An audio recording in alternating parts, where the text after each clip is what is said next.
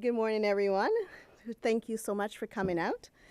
From the very beginning, our focus has been on keeping kids in class while increasing the standards for our students, supported by the historic levels of investment in public education. Nothing matters more than ensuring our students are in class with their peers, in front of their educators, learning essential skills that prepare them for the jobs of the future. I'm proud that in Ontario, under Premier Ford, we've been focused on doing just that. With more funding, targeted investments, more educators, and new curriculum, we are equipping our students to graduate with confidence. This past year, Ontario students benefited from a return to a normal and stable school year with extracurricular activities, sports, clubs, and more.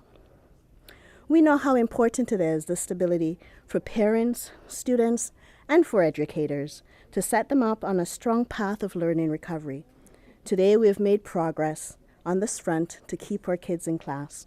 I will now turn it over to Minister Lecce to update Ontario families on the amazing work that's been done to keep our kids in class. Thank you. Okay. Well, good morning. Thank you so much, Patrice. Good morning to you all. After 3 difficult years, our government has emphasized the need for normal and stable schools that emphasize reading, writing, and math and fundamental skills that help keep kids in class. And I'm proud that our government and the OSSTF have a tentative agreement has been fully ratified by an overwhelming 78.4% by the local OSSTF union members. And that means that a high school student that started last year will graduate in 3 years without the risk of a strike. This is a huge achievement for 400,000 students and their families, and I'm grateful to all the parties for coming together to put kids first. I'm now asking that all the remaining teacher unions come to the table and sign a deal that provides stability for families and allows our students to focus on their academics, that helps lead them to good jobs. And I know we can work together to reciprocate that stability across the board for all students, elementary, public, and Catholic, and French, because every student deserves that stability.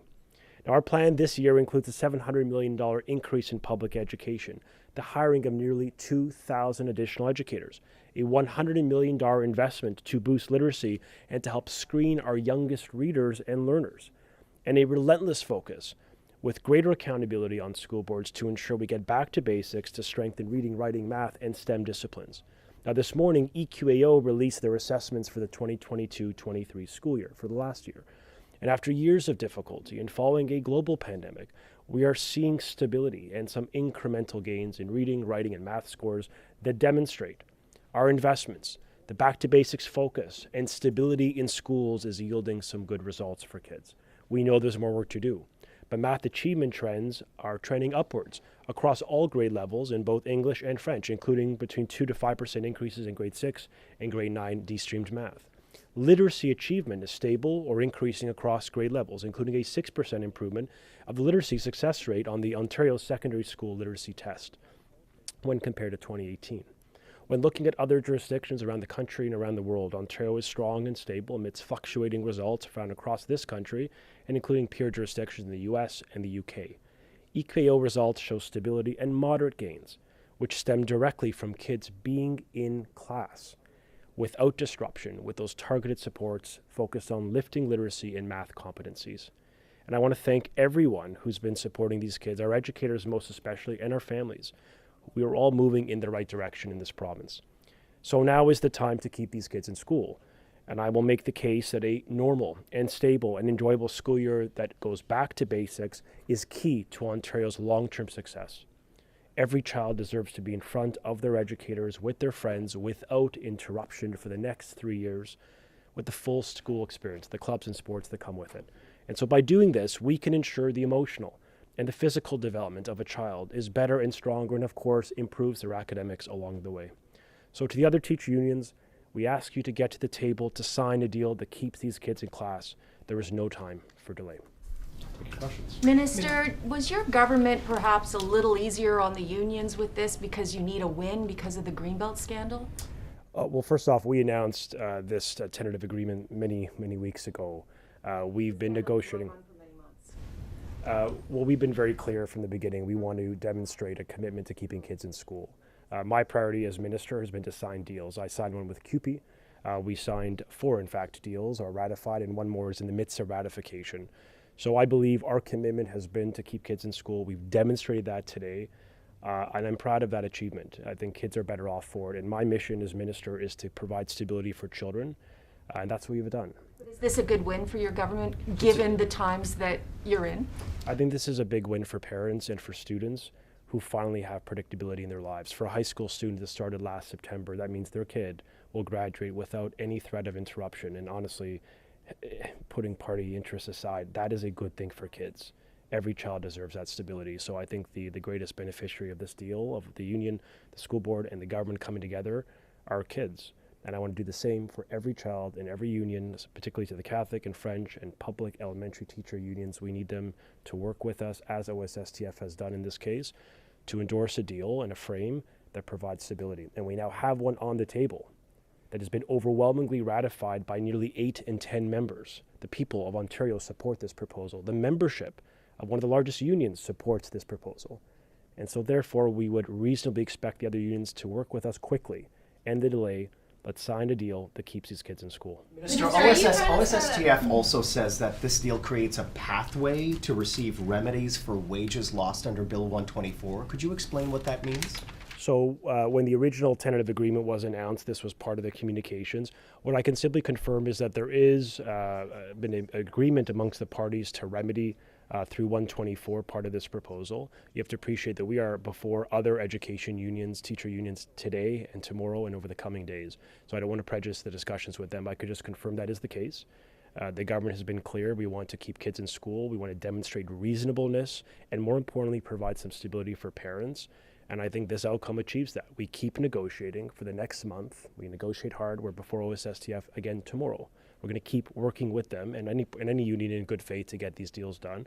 But should there be matters that are outstanding that we can't agree on, then we're going to send those issues to binding interest arbitration, which is a fair process for resolution that we use in many other ministries of the government. But your government is currently in court actively fighting to have Bill 124 reinstated. So how can you make a promise to the unions that you can remedy Bill 124 when your government is trying to reinstate and reassert Bill 124? The agreement includes a commitment to remedy 124 for recognition that we want to make sure that we take this issue off the table, we get kids in school, and more importantly, teachers provide some stability to be in school. We all want the same thing. So in the meantime, while we're negotiating with the outstanding teacher unions, I have to respect that those are confidential negotiations. So I cannot and I will not prejudice those discussions other than to acknowledge that we have made commitments to provide stability, sending all the outstanding issues to interest arbitration. On 124, we have confirmed that there's a remedy before the union, and their membership have ratified that proposal. Minister, are you offering that Bill 124 remedy to the other unions at the bargaining table, or is a Bill 124 remedy contingent on them agreeing to a pathway like this, like OSSTF did? It's a similar frame we're proposing to all the unions, all the teacher unions to be specific. What we've offered to OSSTF is fundamentally what we're offering to the other unions, and we believe that frame can be achieved right across the board. It just requires them to accept and to move forward and get on with a meeting with us to get this type of a deal like this signed. Does that mean they won't get a Bill 124 remedy if they solely pursue the bargaining table option? What I can confirm to you is that through this proposal, which includes negotiating for the next month and sending any outstanding issued interest arbitration, this frame includes a resolution for 124, and we made that clear going back a month ago. So we're fulfilling that, and our priority as the government is simply to keep kids in school, and we've achieved that. And I think that's a good outcome for kids. I think the fundamental question now is, if this deal is acceptable for public high school English teachers, that it begs the question, why wouldn't it be good enough for public elementary English teachers, or any other union for that matter? We're talking about 8 in 10 members have overwhelmingly endorsed this proposal. The people of Ontario believe it is a sensible, pragmatic resolution to resolve a problem that happens often in this province, where just different parties have a difference in perspective on fundamental issues. So we brought forth a sensible plan. We've got this proposal overwhelmingly ratified. It provides stability for children in high schools. We want to achieve that same outcome for every child in our French and our Catholic, and certainly in our public elementary schools. And so I'm urging the other unions, to recognize the reality before them, which is there is momentum for this proposal. There is clear endorsement and support for it. So we need to ensure that our other education partners appreciate that this is that there is momentum to move forward on this proposal. We want to get it done. And so we're urging them to get to the table, to end the delay, and accept a deal like this that allows these kids to go to school with peace for the next 3 years. Striking TVO workers say they also would like binding arbitration. Is the government open to extending that offer to them? Look, I'm not directly involved in negotiations on TVO. I do appreciate it's an agency within the Ministry of Education. Negotiations are run through the Treasury Board. I can simply say we do hope that there is a resolution across the board for TVO workers. We value their contribution to public education, particularly on the online learning, and some of the other live learning programs they provide to children in publicly funded schools. But I need to respect that this process is being led through another ministry. But I do agree, we want a resolution here. I think it's good for all parties if we can provide labor peace, let kids learn or benefit from tutoring supports, let the workers work and contribute.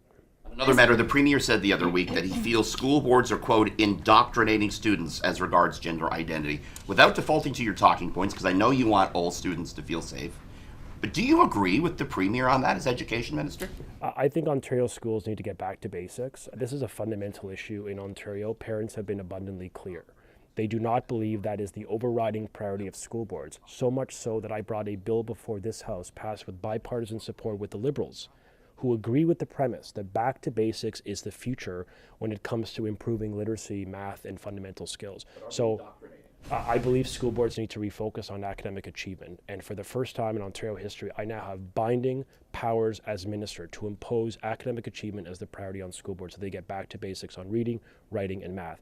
The only way we're going to see improvement in EQAO and fundamental skills is if kids are in school and if schools prioritize literacy and STEM education. And that's what we're doing. That's what we're emphasizing. And yes, indeed, of course, I wouldn't submit that as a talking point. I think it is an immoral imperative of government to protect every child.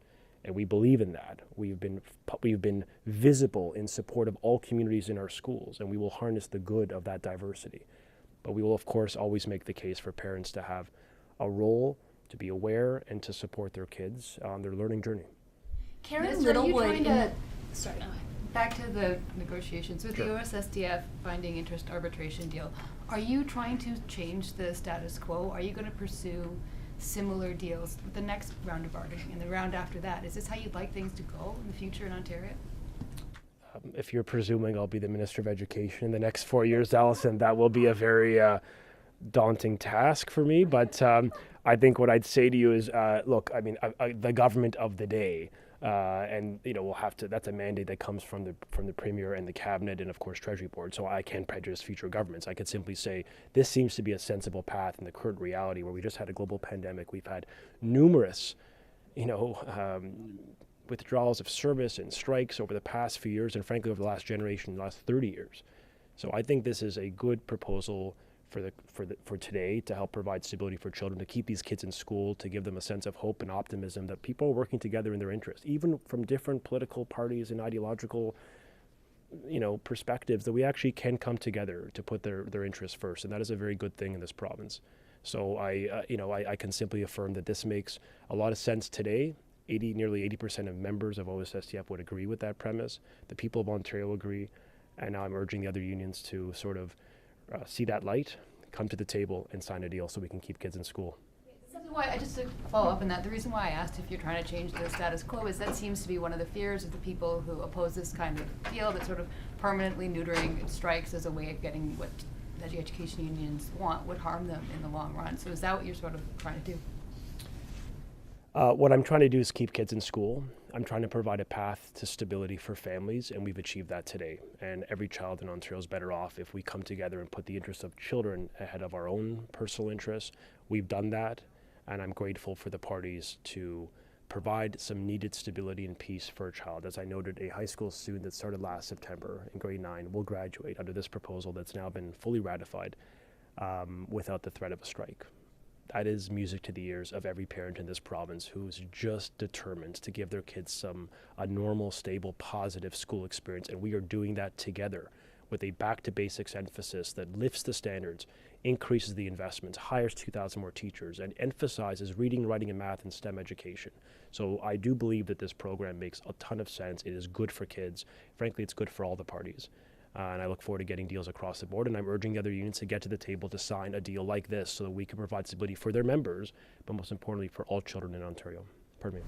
Over the last 2 weeks, Karen Littlewood has said that she's seen a shift in the government at the bargaining table in a more positive direction. So if it's not the Greenbelt scandal, which is what Karen Littlewood was alluding to might be the reason why things are a little more amicable at the table, why would you say your energy has shifted at the bargaining? Well, I can't speak for why Karen would suggest so, other than that there's been a good faith effort for the last many months to get this deal done. We proposed this some time ago. We're grateful that OSSTF has accepted that in the mid to late summer. At the end of the day, the metric of our success is, are we keeping kids in school? So we're going to deliver the same sense of focus on children as we did with OSSTF. As you know, we just reached a tentative agreement with ETFO's education workers. So there's progress, there's momentum. I mean, we delivered deals last fall, we delivered deals earlier in the summer, and there's more today. And so I think this is just building upon, layering upon the work of the government to prioritize children, keep them in school, provide stability for parents, predictability for the workers. Look, this is something we've been working on for some time. And I'm really grateful that we can come together to put these kids first. They deserve to be in school, and by working together, we've achieved that priority of parents. Listen to their number one priority, which is stability, peace, hope in the lives of a child, and we're doing that today.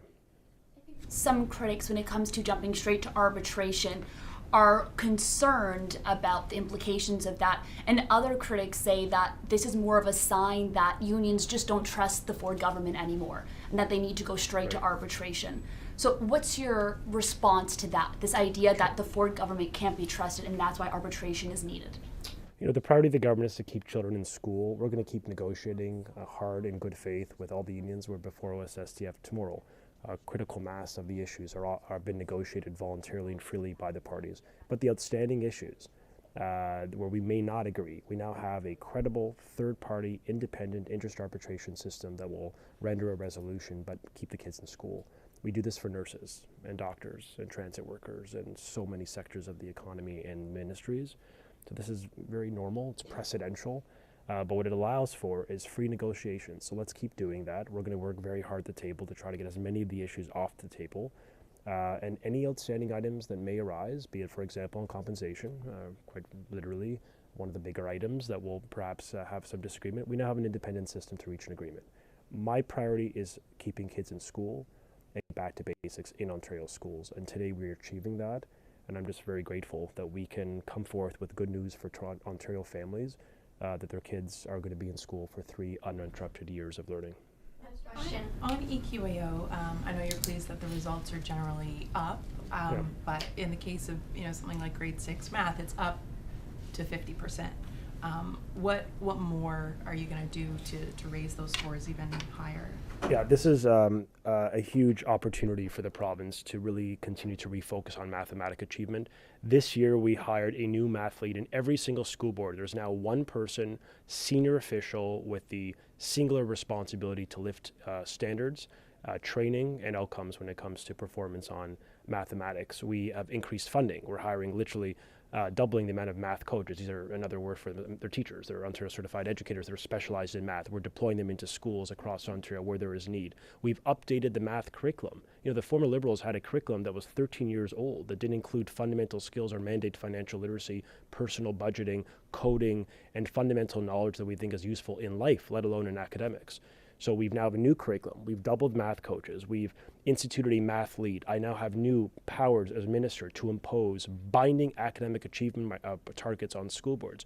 Directors are being held accountable. We're tying performance assessments to their ability to meet the targets and metrics we impose on them. better math, better reading, better writing scores across the board. That is the mission of this government. Lift standards, better outcomes for children, and back to basics in the classroom. And so that's why we believe these results are incrementally, they demonstrate some good progress, but I acknowledge there's a lot of work to do here. I mean, we obviously have a ton of work to do from the former government where we saw significant decline in fundamental skills, particularly around mathematics.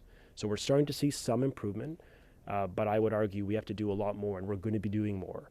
It's why we announced a $180 million plan in literacy and math. It's why we're screening every child, kindergarten, senior kindergarten, grade 1 and 2, starting this October in literacy. We're the only province to do that. We're the only province to have a publicly funded, the largest and the only publicly funded tutoring program focused on literacy and math. So these types of investments are yielding results, and our work will continue. I understand EQAO is doing some consultations on a new strategic vision. What do you want to see change at EQAO? Well, the only change we envisioned for the agency, which I already delivered, was digitization of the agency. A lesson of the pandemic is, if things close, we got to carry on the business of government. So we've got to be able to assess performance, including during those exceptional moments, because if there's regression, we need to know that. So we digitize the agency so we can continue to provide, we can assess children irrespective of if they're in the class, if they're at home, wherever they are, we have that capability. So we've modernized the agency in that respect. I mean, my priority for EQAO is to make sure they're giving us sound data that is underpinned by evidence about how we can improve reading, writing, and math scores. The data would suggest the plan, the investment of this government and our premier is starting to move us in the right direction. And of course, layered in with 3 years of peace for kids, I think it's a very good promising outcome for all children.